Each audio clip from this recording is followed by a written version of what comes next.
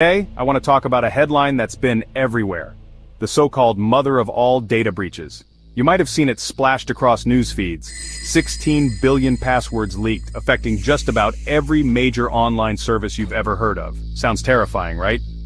Well, before you start panicking and unplugging your Wi-Fi for good, let's take a closer look at what really happened. The headlines came from a report by Cybernews, who claimed to have uncovered a massive stash of 16 billion login credentials, from Facebook to Google, Apple to Telegram, and dozens more. At first glance, it looks like hackers just pulled off the biggest heist in internet history. But here's where things get interesting.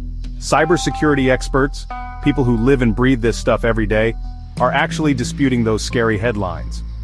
Bleeping Computer, one of the top cybersecurity publications, says this isn't a new breach at all. In fact, it's more like a greatest hits collection of old leaks, password dumps, and info stolen by malware over the years. Hudson Rock, another well-known cybersecurity firm, dug into the numbers and poked a massive hole in the story.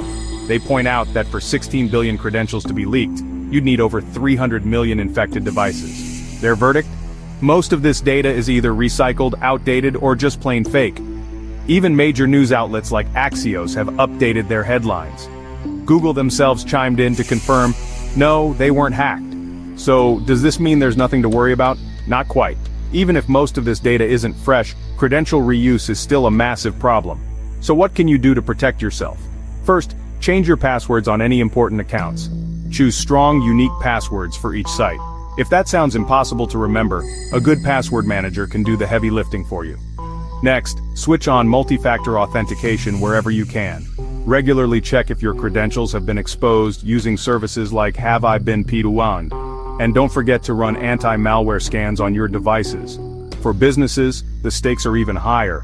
Make multi-factor authentication a must for employees, watch for unusual login activity, and rotate passwords regularly. Train your staff to spot phishing attempts and consider a zero-trust approach.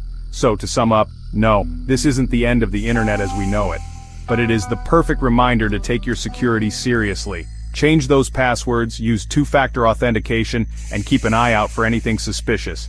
Stay safe out there, and I'll catch you in the next one.